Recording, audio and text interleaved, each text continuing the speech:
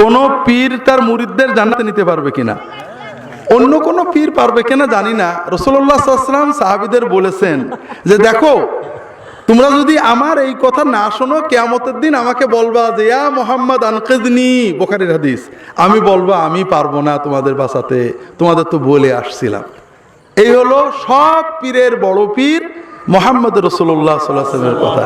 তিনি তার মেয়ে ফাতেমাকে বলছেন, ইয়া ফাতেমা সালিনি মা শি'তি মিন মালি ওয়া আনকিদি নাফসাকি মিনান নার ফাইন্নী লা উগনি আনকি মিনাল্লাহি শাইআ। ফাতেমা, দুনিয়ার টাকা পয়সা আমার কাছে যা চাও পাবে, কিন্তু নিজে বাঁচতে গেলে নিজে আমল করতে হবে। আমি কিন্তু আল্লাহর কাছে তোমার কিছু করে দিতে পারবো না। আমরা মনে করি নবী শাফাআত করবেন, খুব ভালো করে বোঝেন, নবী শাফাআত করবেন, নেককাররা শাফাআত করবে। আমরা মনে করি এরা আমাদের তরাই নেবে। আসল দয়ালুকে ভুলে গেলাম। সবচেয়ে বড় দয়ালুকে আল্লাহ। নবী, আল্লাহ দয়া করে নবীকে অনুমতি দেবেন যে অমুক অমুককে নাও, এই ক্যাটাগরির নাও, তখন নবী শাফাআত করবে। নবী ইচ্ছা মতো করতে পারবেন না, কথা বুঝতে পারেন না? আর আমরা যাদের পীর বলি তারা আদৌ জান্নাতে যাবেন, এই কথা কি আছে নাকি? আমি একদিন বলছি কোথায় যেন ওয়াজে, যে আমার ফুরফুরার দাদা হুজুর জান্নাতে গেলে আমিও যাব। একটা যুবক পাশে বসেছিল এই জায়গা, বলতো হুজুর আপনার দাদা হুজুর জান্নাতে গেছে, দেখে আইছেন তো? রাসূলুল্লাহ সাল্লাল্লাহু আলাইহি ওয়াসাল্লামের দুধ ভাই ওসমান ইবনে মাতউন মারা গেলেন মদিনায় যাওয়ার পরে, হিজরতের পরে। একজন সাহাবীর বাড়িতে তিনি থাকতেন, মদিনার আনসার সাহাবী।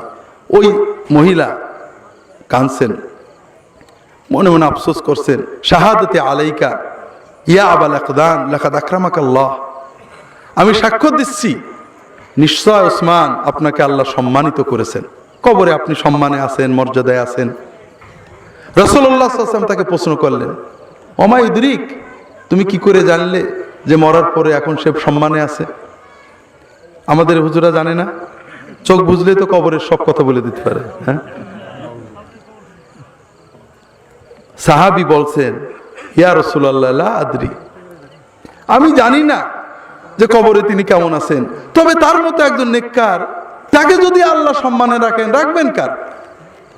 বুখারীর হাদিস। রাসূলুল্লাহ সাল্লাল্লাহু আলাইহি ওয়াসাল্লাম আমা আল্লাহি ওয়া ইন্নী রাসূলুল্লাহ ওয়া ইন্নী আরজু লাহুল খায়র ওয়া লা আদরি মা ইয়াফআলু বি ওয়া লা বিকুম।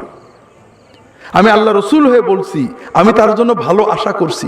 আল্লাহ না জানালে আমিও বলতে পারি না, আমিও জানি না আমার এবং তোমাদের শেষ অবস্থা কি হবে। এটা আল্লাহর হাতে। কার হাতে? তো এই জন্য বড় কষ্ট লাগে ভাইয়েরা, পীর মাশায়েখদের সোহবতে যেতে হয়, নিজের ভিতরে ঈমানকে তাজা করতে, আমল শিখতে। এইটা সুন্নাহ সম্মত। আর আপনি যদি মনে করেন পীরের আমলে আপনি নাজাত পাবেন, এটা শিরক। একজনের আমলে আরেকজনের, কেউ কারণ নাজাত দিতে পারে না। শাফাআত হবে আল্লাহর অনুমতি। আল্লাহ যখন বুঝবেন যে এই বান্দা নাজাতের মতো আমল করেছিল, কাউকে না কাউকে অনুমতি দেবেন। কথা বুঝতে পারেন না?